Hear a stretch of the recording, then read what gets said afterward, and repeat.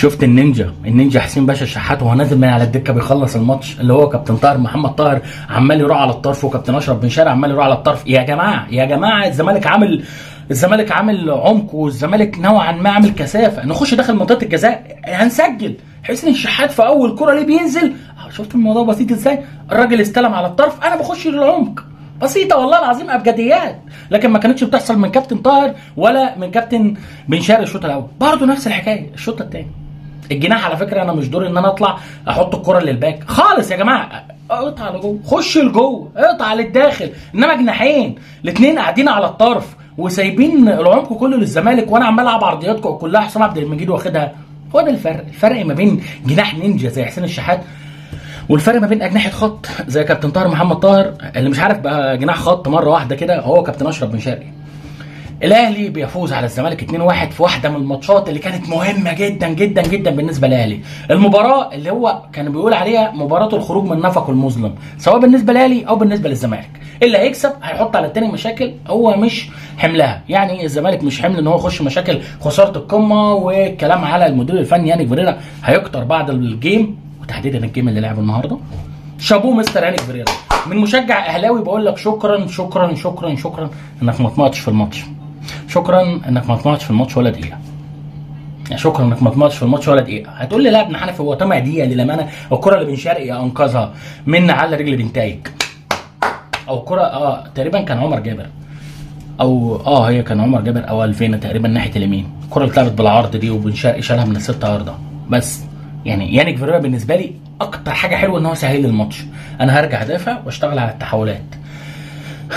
الزمالك قدر يتحصل على ضربه جزاء وقدر يسجل منها هدف. بس قبل ما نتكلم على الزمالك وضربه الجزاء ونتكلم على الحكم والكلام ده، تعال نتكلم شويه على البدايه. الزمالك بدا بافضل شكل ممكن. اخوانا الفينا مش واخد الخط، لا بيقطع لجوه، ولما بيقطع لجوه بيبان المشاكل اللي موجوده عند الاهلي في نص الملعب، لان كابتن تريزيجيه الادوار القويه المميزه عنده هي ادوار هجوميه مش ادوار دفاعيه. فطبيعي لما اخوانا الفينا هيقطع لجوه هتقدر تشوف ان في مشاكل كتيره بيتعرض ليها النادي الاهلي من الناحيه دي. فاخوانا الفينا لما كان واخد الخط كان قدامه كوكا. الفينا لما كان واخد الخط كان قدامه كوكا وقدامه تريزيجيه وقدامه اشرف بن شرقي. احنا كنا عاملين كثافه في الحته دي وكنا بنضغط من الحته دي. الزمالك بقى كان بيضغط من ناحيه ادم كايد هناك، ودي حاجه كانت مريحه كوكا جدا، كانت مريحه من خطوره اخوانا الفينا.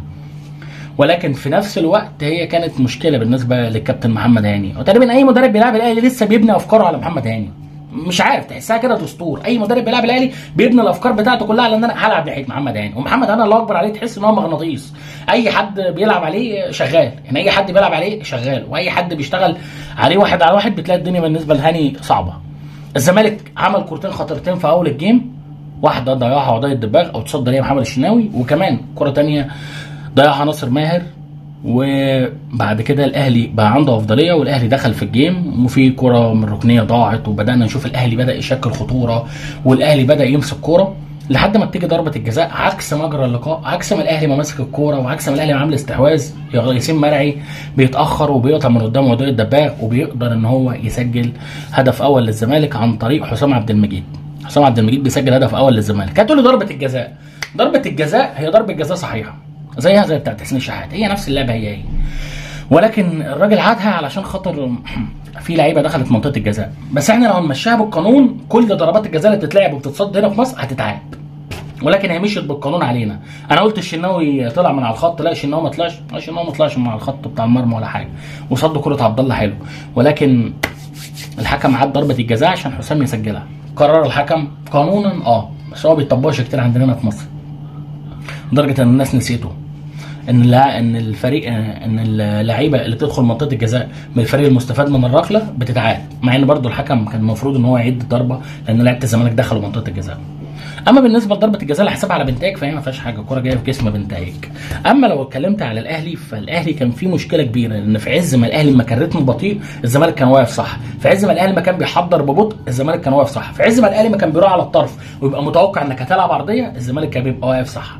الزمالك عمل جيم تكتيكي محترم قوي، وعمل جيم تكتيكي مميز، ولكن الجيم التكتيكي ده بيبقى فيه مشكله، خصوصا لو في لاعب عمل حاجه عكس المالوف، الاوت اوف سيستم. وهنا عمل حسين الشحات اول ما نزل عمل حاجه عكس السيستم اللي الاهلي بيلعب بيه. يعني مثلا طاهر بتلاقيه على الخط مع هاني، ما بتلاقيش طاهر بيخش داخل منطقه الجزاء. المره الوحيده اللي شفت فيها حسين الشحات في اول كوره ليه فين؟ في منطقه الجزاء، بيقدر ان هو يستلم من محمد شريف ويسجل. واحده من المشاكل اللي واجهها محمد شريف ان الاجنحه بتاع الاهلي كانوا بيلعبوا لنفسهم، ما كانوش بيلعبوا لشريف، كل اللي هم كانوا بيلعبوا له كرات عليه. حتى شريف بعد الهدف بيقول لحسين الشحات ما حدش بيلعب لي، وان ما حدش بيتحرك معايا، وان ما حدش بيظهر معايا. فلما تبص كده هتلاقي ان تريزيجيه بيروح على الخط، اللعيب اللي بتاع نص الملعب بتاعك، هتبص كده هتلاقي تريزيجيه بيروح على خط، هتلاقي بن رمضان بيروح على خط، هتلاقي لاعب زي طاهر محمد طاهر بيروح على خط، بن شرقي بيروح على خط. طب يا جماعه بالنسبه للعمق ده، العمق فاضي وانت سايب الزمالك ومريح الزمالك فيه، فالزمالك قافل والزمالك مستني الكره العرضيه اللي انت هتلعبها. حتى السكند بول كان بيبقى ناصر ماهر واقف هو عبد الله السعيد ومستنيين السكند بول. فالزمالك كان عامل جيم تكتيكي مميز لحد ما نزل حسين الشحات بوظ الجيم التكتيكي ده، ولحد ما نزل حسين الشحات اثبت ان الجوده ساعات بتفرق. والنهارده جوده حسين فرقت كتير، جوده حسين غيرت شكل الجيم في الوقت اللي انت المدير الفني بتاعك فيه ما كانش عنده اي حلول، واقف بيتفرج. والله واقف بيتفرج. حتى التصويبات اللي كانت بتصوب كانت التصويبات كلها ضعيفه، يعني كره محمد هاني والكره بتاعت تريزيجيه، فانت ما كانش عندك حلول. فالحل اللي نزل على الدكه هو كان حسين بس. ده الحل اللي نزل غير لك حاجه، ده الحل اللي نزل قلب شكل المباراه. فحسين هو مان اوف ذا ماتش، حسين هو مان اوف ذا ماتش بالنسبه للمباراه، مان اوف ذا ماتش بالنسبه لعماد النحاس، لان ما كانش فيها افكار. هو الموضوع متساب للعيبه. بجد انا مش بهزر، الموضوع متساب للعيبه، ما فيش حد بيديهم تعليمات، ما فيش حد بيقول لهم نعمل، ما فيش حد بيقول لهم الزمالك عمل كثافه عدديه داخل منطقه الجزاء نزود العدد داخل منطقه الجزاء. لا، كنت بتشوف ان الاهلي عنده مشكله في داخل منطقه الجزاء، كنت بتشوف دايما في 3 على 1 من جانب لعيبه الزمالك على محمد شريف، ومع ذلك الكابتن عماد النحاس كان واقف بيتفرج زيه زي الناس كلها. فلا، حسين النهارده هو انقذ كابتن عماد النحاس، وانقذ الاصوات اللي هتطالب ببقاء كابتن عماد النحاس. ولكن في كل حال من الاحوال انا كمشجع اهلاوي انبسطت جدا بالمباراه بتاع النهارده، انا انبسطت جدا ان انا دخلت الزمالك في نفق مظلم. الزمالك كده كده اللعيبه ما بتاخدش فلوس، كده كده الناس تتكلم على المدير الفني النهارده يانيك فيريرا، الناس تتكلم على شيكو بانزا، الناس هتخش تتكلم بقى على مشاكل نادي الزمالك، وهيهدوا شويه على مشاكل اوضه اللبس بتاع الاهلي والكلام ده.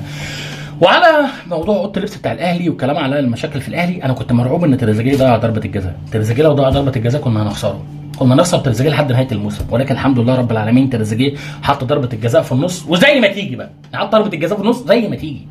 اما بالنسبه لضربه الجزاء فهي شبه الكره بتاع الزمالك بالظبط. مباراه تحكيميا الحكم عمل فيها جيم ممتاز، حتى ضربات الجزاء اللي هو غلط فيها قدر ان هو يروح يعوض الخطا بتاعه لما راح للفار. فبصراحه لو انت عايز تتكلم على التحكيم فالحكم عمل مباراه جيده. الف مليون مبروك للاهلي، هارد لك للزمالك، شابوه كابتن حسين الشحات، بس يعني شابوه حسين الشحات، مباراه عظيمه بالنسبه لحسين. اما كابتن عمر كمال عبد الواحد بعد اليو ديانج معاه خد الكره وقطع وعمل وسوى، عمر كمال عبد الواحد بيضيع اسهل فرصه. ولكن للامانه عمرو ناصر مهاجم نادي الزمالك بيحط علامات استفهام كتيره، الراجل ده ازاي ما بياخدش وقت. عبد الله السعيد لما لعب له عرضيتين كان هما الاخطر في الجيم بالنسبه لنادي الزمالك بعد ما استقبل الهدف الثاني. الحمد لله رب العالمين ان هو ما نزلش الراجل ده بدري، والحمد لله ان يانيك فيريرا ما طمعش في الماتش، والحمد لله ان يانيك فيريرا قرر يلعب بالاسلوب بتاعه اكتر ما قرر ان هو يطمع. الحمد لله دي فرقت كتير مع الاهلي في الماتش.